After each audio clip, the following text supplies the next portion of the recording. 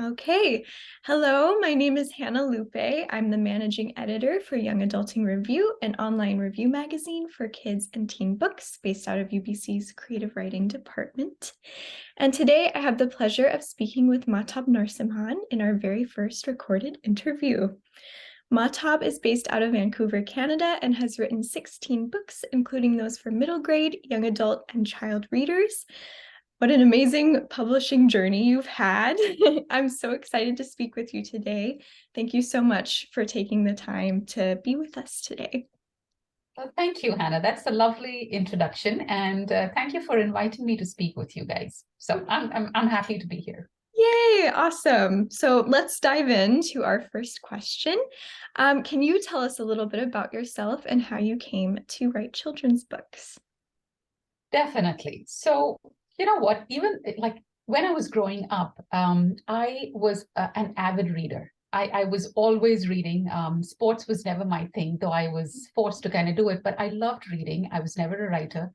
And fast forward to about 2003, I had already immigrated to Canada.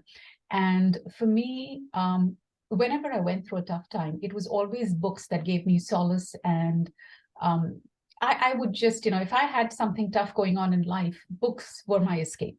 Mm. So in 2003, I actually lost my dad to cancer, and it was a really tough time for me. And as always, I turned to books.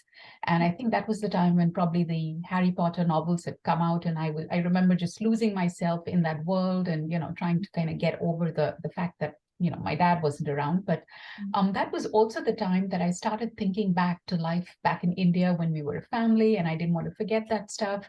I love the fantasy genres. So kind of all of that came together. And I said, why don't I attempt a book? And my journey actually started, I've got that here. It started in this little, just this little notebook. And the very first entry is from November 2003. And what started as a journal kind of entry of just thoughts and, memories from back in India became a book. And that was what turned into The Third Eye. And my very first kind of notebook of writing it was this one, where I was writing kind of, I think, just riddles and stuff that appear in the Tara trilogy. And that's how I became a writer. It was a very long journey, 4 years, 20 rewrites, because I had no clue what I was doing. I'd never taken any courses. I didn't do my MFA. I had never taken creative writing courses. I just kind of dived in at the deep end, and it turned out okay. It sounds like it. Yeah, thank you so much for sharing. That's amazing. That's amazing you still have that notebook with you too. I always take it to school visits, because you know what? I think kids have this idea in their head that we have a story fully formed, and or we have these fancy notebooks to write in. In fact, I keep telling them the easiest way to write is find the cheapest notebook you can find, because that gives you permission to write anything without putting any pressure on yourself. And in fact, I have some very fancy notebooks, and I can't write in those. This is this, the ones that are just, throwaway are the ones that allow you to just pour your thoughts on paper and then revise. That's an amazing piece of advice. And it's definitely one I should probably take because I'm a bit of a perfectionist myself. So I find that does help when I just have a throwaway notebook. That's awesome. So our next question is, your writing fills a gap in the publishing industry with regards to representing a South Asian perspective. In your books like Embrace the Chicken, your main characters often feel alienated because of their culture or ethnic background. Why is it important to you that young adults can both relate to and learn from these characters' experiences? Hannah, that's such a important and lovely question. And I'm glad you've included it here, because I think that, for immigrants, one of the biggest things is fitting in. And I've actually, contributed to an anthology way back about, stories about fitting into Canada. And I remember when I came in, I was so desperate to be part of a group. And of course, I came here when I was an adult. And that's a little bit harder because you've got so many more responsibilities than just fitting into school or having a group of friends, because you've got to make a living, you've got to find a job, you've got to find your whole new community, a support system, all of that stuff in addition to fitting in. And I just realized if this is so hard for me as an adult, how much harder would it be for kids? Even though, from their perspective, all they're doing is fitting into school, but that's still important, to find your group, to find that, you belong. And I think that writing stories that encourage empathy is really, really important. So I think most of my stories have characters from diverse backgrounds. They focus a lot on immigration or immigrants because that's what I was and I know what I felt. So that's something that I portray in my books. And what I also want kids to kind of take away is that don't hide where you came from because that is just as important as integrating into the current culture. And sometimes that's what your peers would even appreciate. And so through the story of Shivani, who is an immigrant to North America and she's desperate to fit in and she's ashamed of her mother's, lack of English, skills. Eventually, through the course of the story, she realizes that that was what endeared her to her community and to her school. And it's just one way of showing kids that, yes, fit in, but don't forget where you came from. And that's something that happened to me too, like when I got my first job and I was in, going to work, like I would not carry any Indian food. Like I would be, we got to take sandwiches and mac and cheese and all of that stuff. And that's what everyone has.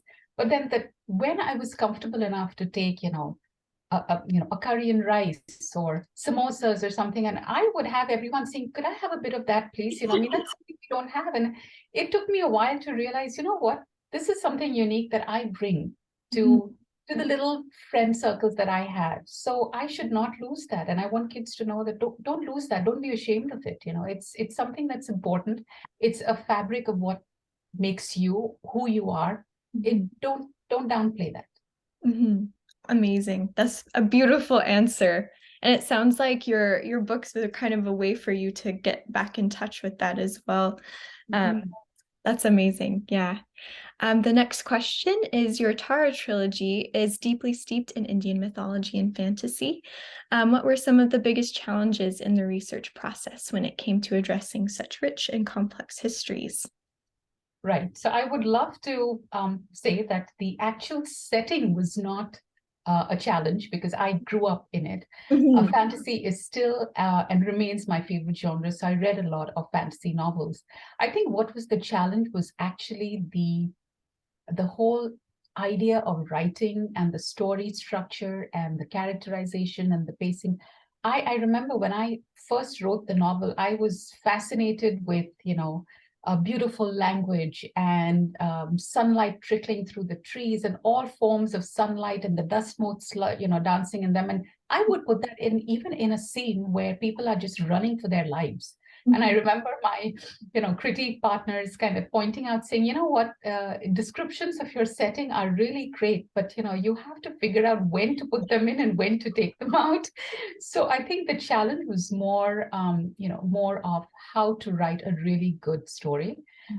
In terms of, most of my books are based in India, and because I grew up there and I immigrated only when I was an adult, all I have to do is literally close my eyes and I am immersed in India, whether it's a village or it's Mumbai or a city, town, what have you, all of the senses. It's just I can close my eyes and I'm there. The challenge for me now actually is to write a story that is not based in India, and I'm actually working on that. There's a sci-fi trilogy that I want to write, which is based on Mars. Now I'm not going to be able to go there. Research is going to be a challenge, but I think I should because what, most of my stuff is based in India, and it's like that's easy. I was there, I've been there, I know what all each place smells like, and one of the compliments that I always get is that, oh my gosh, when we finish reading your books, I just wanted to go grab some Indian food because I'm a self-proclaimed foodie and I love descriptions of food in my novels, but then I also have all of the other senses which really make a person think they're in the scene. It's a very immersive process, which I strive towards. But yeah, that wasn't a challenge. The challenge is now, okay, write something different. I don't know if I'm going to if I'll manage that, but we'll see. Well, it sounds very interesting. I'm excited to see where Mars takes you. That's amazing. And our last few questions are a bit more fun and light. Not that the others weren't fun. Okay. It is, if you could give one piece of advice to emerging writers hoping to make it in the publishing industry, what would it be? I would say don't give up. Mm. Okay, publishing is very, very hard. And even as a published author, at each point in time, you think, oh, you know what, I've been published, my next novel will be picked up by an editor, no problem at all. That does not happen. Even now, I still face a lot of rejections. The thing is that you've just got to believe in yourself and believe in your story because there is an audience out there. If you've also got to examine why you're writing. Is it just, to get like get your name on a book? Is it a career for you? And if there's anything else that gives you joy, do it. Mhm. But if the only thing that gives you joy is creating a novel, creating characters, bringing them to life, whether it's fiction or nonfiction or whatever, then pursue it. But don't give up because no matter what stage in your publishing career you are, there will always be rejection, whether you are pre-published, newly published, a mid-list author, a famous author, you will still face rejections. And the industry is always changing. Publishing houses are merging together, editors move on, they leave the industry altogether. And so you've got to be ready for change. But if you believe in your story, um, don't give up. Just keep going. And at some point or the other, you will get published and you will continue on with the career that you love. Mhm. Thank you so much. Yeah, that's very important. Don't give up. Don't give up. And our final question today is, do you have any writing rituals like lighting a candle or making a tea or listening to music, that kind of thing to get you in the mood? You know what?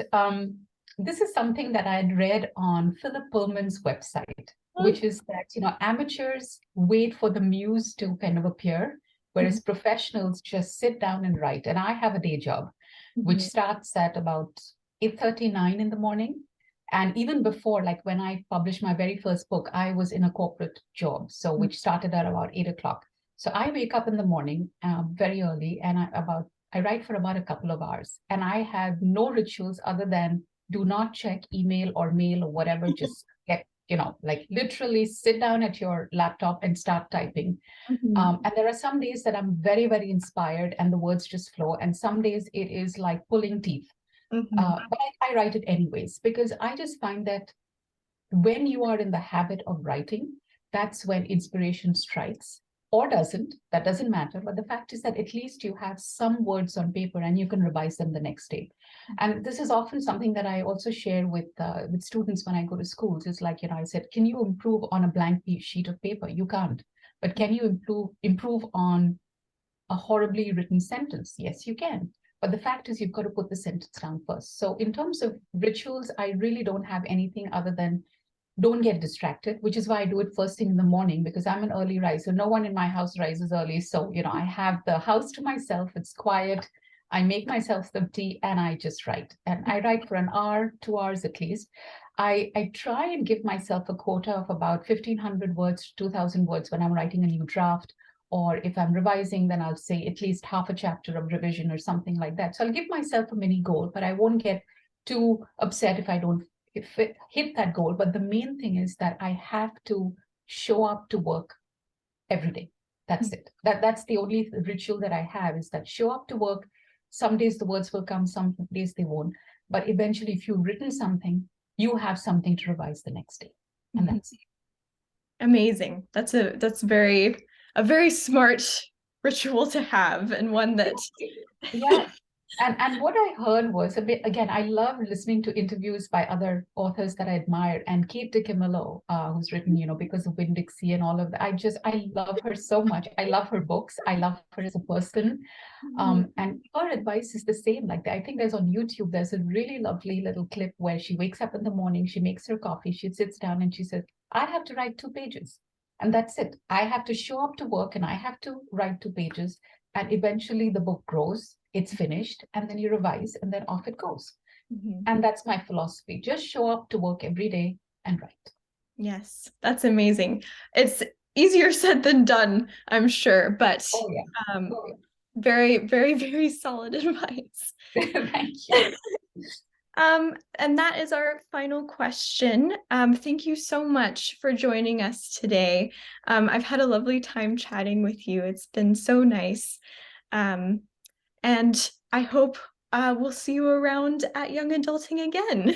Yes, lovely. And thanks so much for inviting me. And thank you for such lovely, thoughtful questions. I mean, I love answering questions which are not the usual. So these were super. Thank you, Hannah. And yeah, good luck with with everything else. Thank you so much.